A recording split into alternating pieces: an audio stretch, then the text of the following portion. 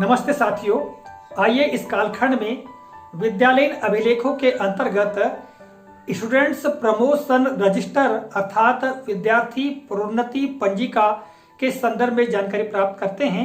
जैसा कि आप यहाँ पर देख रहे हैं, विद्यार्थी प्रोन्नति पंजिका का प्रारूप मैंने प्रमुख कालमों को खींचकर रखा है।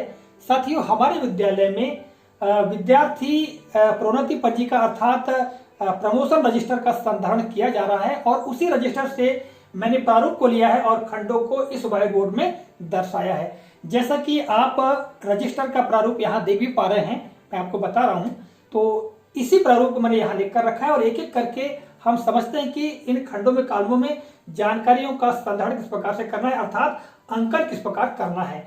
इसके अलावा आपको जब ये रजिस्टर का प्रारूप बताकर हो जाएगा तो अंत में जो गोशवारा है उसको किस प्रकार लिखेंगे इसके बारे में बताने का प्रयास करूंगा। तो आइए साथियों, प्रारंभ करते हैं। सबसे पहला खंड आता है क्रमांक का। जैसा कि आप देख पा रहे हैं क्रमांक का, ठीक है। तो साधारण सी बात है कि क्रमांक हम 1 2 3 दर्शाते हैं, किंतु यहाँ बात आती है कि यदि विद्यालय हमारा कक्षा 1 से 5 तक का है या विद्यालय कक्षा 1 से 8 तक का है या 1 से 10 तक का है, तब ऐसी स्थिति में हम किस कक्षा को पहले लिखेंगे। तो साथियों, मेरे मुताबिक तो कक्षा 1 से ही प्रारंभ करना चाहिए। इन्हें पहले कक्षा 1 के विद्यार्थियों का प्रमोशन कर दें, फिर कक्षा 2 के विद्यार्थियों का, 3 के विद्यार्थियों का, इस तरह से क्रमशः चलते रहें। आप चाहें तो कक्षा 5 का पहले कर दें, फिर 4 का, 3 का, 2 का, 1 का भी कर सकते हैं, ठीक है। इसी तरह से 1 से 8 तक विद्यालय है तो कक्षा 8 का पहले, फिर घटते क्रम में हम कर सकते हैं या 1 से प्रारंभ करके बढ़ते क्रम में कक्षाओं का जो प्रमोशन दर्शा सकते हैं। किंतु साथियों, क्रमांक के खंड में हमको एक बात ध्यान रखना है कि क्रमशः क्रम पूरे जितने भी विद्यार्थी हमारे विद्यालय में दर्ज हैं, ठीक है, वो सारे दर्ज विद्यार्थी अर्थात जो विद्यार्थी उत्तीर्ण हो चुके हैं जिनको हमको प्रमोशन करना है, उनका क्रम जो है लगातार यहाँ पर लिखा जाएगा। ऐसा नहीं कि कक्षा 1 के विद्यार्थियों का लिखकर हो गया, फिर कक्षा 2 के विद्यार्थियों को पुनः 1 2 3 करके लिखना है, ऐसा नहीं लिखना है, बल्कि जितने भी विद्यार्थियों का प्रमोशन करना है वो सारे क्रम से यहाँ पर लिख लिए जाते हैं, ठीक है। दूसरा खंड हम देखते हैं विद्यार्थी का दाखिल खारिज क्रमांक। तो जो भी विद्यार्थी का दाखिल खारिज क्रमांक है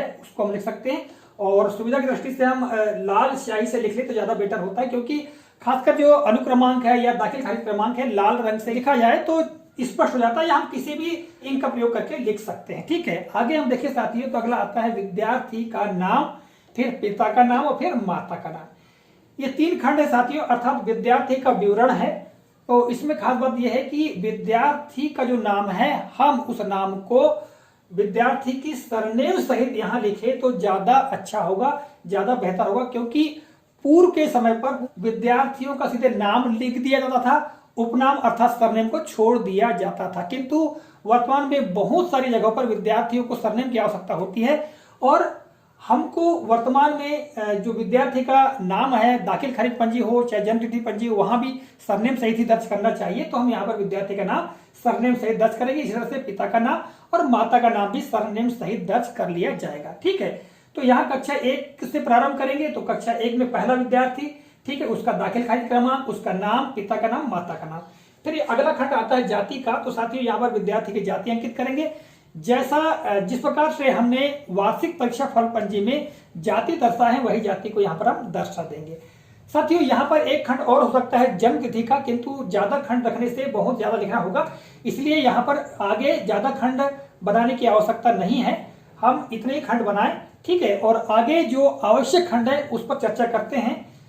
आगे है प्रोन्नत तिथि। तो प्रोन्नत तिथि में अर्थात जब हम विद्यार्थी का परीक्षा फल तैयार करते हैं और जिस दिन विद्यार्थियों का परीक्षा फल की घोषणा करते हैं, अर्थात विशेष तौर से हम 31 मार्च को विद्यार्थी के परीक्षा फल की घोषणा कर देते हैं, तो वह तिथि जो आएगी प्रमोशन तिथि में आएगी। अर्थात हम यहाँ पर 31 मार्च या फिर हम 1 अप्रैल की तिथि में अगर प्रमोशन कर रहे हैं तो हम यहाँ 1 अप्रैल या 31 मार्च लिख सकते हैं, ठीक है।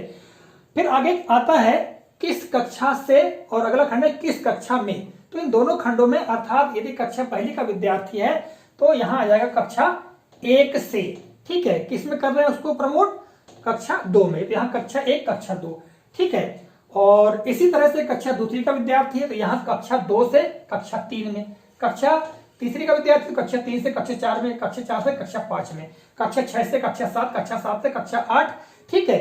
और साथियों यहाँ पर बात आती है कक्षा 5वीं के विद्यार्थियों की। यदि प्राथमिक शाला ही है तो हम यहाँ कक्षा 5 से कक्षा 6 लिख देंगे, किंतु अगला खंड देखिएगा रिमार्क का है, तो यहाँ रिमार्क के खंड में हम लिख सकते हैं कि विद्यार्थी को माध्यमिक शाला में दर्ज करने के लिए टीसी प्रदान की गई। इस प्रकार से हम जानकारी यहाँ पर अंकित कर सकते हैं। ठीक है, और रिमार्क खंड में हम चाहें तो किसी विद्यार्थी के संदर्भ में कोई अतिरिक्त जानकारी है तो उसको भी यहाँ अंकित कर सकते हैं। तो साथियों इस तरह से हम विद्यार्थी की प्रोन्नति अपने रजिस्टर में करेंगे। यदि आपने रजिस्टर नहीं बनाया है तो इस तरह के कॉलम खींच करके आप रजिस्टर तैयार कर सकते हैं।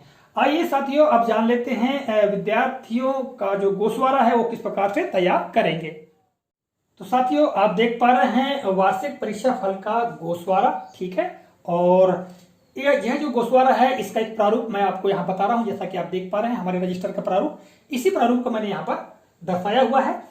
तो चलिए प्रारंभ करते हैं। और साथियों इसमें आप देख रहे हैं कुल 12 खंड मैंने बनाए हैं, जबकि ऊपर मैंने 10 कॉलम या 10 खंड बनाए थे। ठीक है, तो यहाँ क्रमशः समझते हैं। पहला खंड है क्रमांक। ठीक है, तो यहाँ पर क्रमांक आ जाएगा, और क्रमांक में साथियों शिक्षकों के लिए क्रमांक है। यहाँ पर देखिएगा दूसरा खंड कक्षा शिक्षक का नाम। यदि प्राथमिक शाला है और प्राथमिक शाला में 2 शिक्षक है तो क्रमांक 1 और 2 आ जाएगा। ठीक है, 3 शिक्षक है तो क्रमांक 1 2 3, 4 है तो 1 2 3 4, और कक्षा 1 से 8 तक का है मान लो, तो जितने भी शिक्षक है तो शिक्षक के अनुसार क्रमांक आ जाएगा यहाँ पर। ठीक है, तो दूसरा खंड शिक्षक का नाम, यहाँ शिक्षक का नाम दर्शा देंगे, फिर उस शिक्षक का पद। ठीक है, और फिर यहाँ आता है अध्यापन की कक्षा। तो साथियों यहाँ पर सबसे पहले हम बात करें कक्षा 1 और 2 की, तो जो कक्षा 1 और 2 पढ़ाता है तो उस शिक्षक का नाम सबसे पहले आएगा, फिर यहाँ पर उसकी कक्षा आ जाएगी, और उस कक्षा में जो भी विद्यार्थी दर्ज है तो दर्ज का विवरण यहाँ आ जाएगा। जैसे कि आप देख पा रहे हैं दर्ज, प्रविष्ट और उत्तीर्ण, तो यहाँ उसकी जानकारी हम प्रविष्ट कर देंगे। ठीक है, और आगे देखेंगे प्रतिशत। तो जो विद्यार्थी उत्तीर्ण हुए हैं, जितने प्रविष्ट हुए हैं, प्रविष्ट में से जितने उत्तीर्ण हुए हैं उसके आधार पर यहाँ पर प्रतिशत निकल कर आ जाएगा। और आगे देखिएगा रिमार्क का खंड, तो रिमार्क में हम कोई अतिरिक्त जानकारी तो उसको हम दर्ज कर सकते हैं। ठीक है साथियों, तो यहाँ पर पहले कक्षा पहली पढ़ाने वाले, दूसरी पढ़ाने वाले, तीसरी, चौथी, 5वीं, 6वीं, 7वीं, 8वीं पढ़ाने वाले जो भी शिक्षक है उनके नाम यहाँ आ जाएंगे, उनके पद और उनके द्वारा पढ़ाई जाने वाली कक्षा। उदाहरण के लिए किसी विद्यालय में केवल 2 शिक्षक है और प्राथमिक शाला है, क्रमांक 1 और 2 आ जाएगा, और क्रमांक 1 में उस शिक्षक का नाम आएगा जो कक्षा 1 और 2 पढ़ाता है। तो यहाँ कक्षा 1 और 2 और उसका पद उस शिक्षक का, और यहाँ पर जो दर्ज यानी कितने दर्ज हैं यहाँ पर देखिएगा मैंने का और की लिखा हुआ है। का मतलब बालक और की का मतलब बालिका।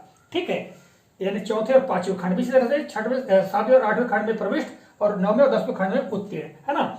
तो यहाँ पर हम दर्शा देंगे जितने विद्यार्थी हमारे विद्यालय में उस कक्षा में दर्ज हैं तो दर्ज आ जाएगा, कितने प्रविष्ट हुए, दर्ज में से कितने प्रविष्ट हुए उनकी संख्या, और उनमें से कितने उत्तीर्ण हुए उनकी संख्या, और फिर जो प्रविष्ट हुए हैं, प्रविष्ट में से जितने उत्तीर्ण हुए हैं उनका प्रतिशत आ जाएगा। तो साथियों इस तरह से हम विद्यार्थियों का गोशवारा तैयार कर सकते हैं। ठीक है, तो साथियों आशा करता हूं यह जानकारी आपको काफी उपयोगी लगी होगी, और यदि अभी तक आपने प्रमोशन पंजिका नहीं बनाया है तो इस प्रारूप के आधार पर अपने विद्यालय में प्रमोशन पंजिका तैयार कर सकते हैं। साथियों इस पंजिका के संदर्भ में यदि आपको लिखित जानकारी चाहिए तो आप हमारी वेबसाइट पर भी जा सकते हैं। वेबसाइट का नाम यहाँ पर देख पा रहे हैं, और जो लिखित जानकारी संबंधित लेख है उसके लिंक हमने इस वीडियो के डिस्क्रिप्शन बॉक्स में भी देकर रखा है। मिलेंगे अगले कालखंड में किसी नए प्रकरण, नई जानकारी को लेकर। तब तक के लिए नमस्कार।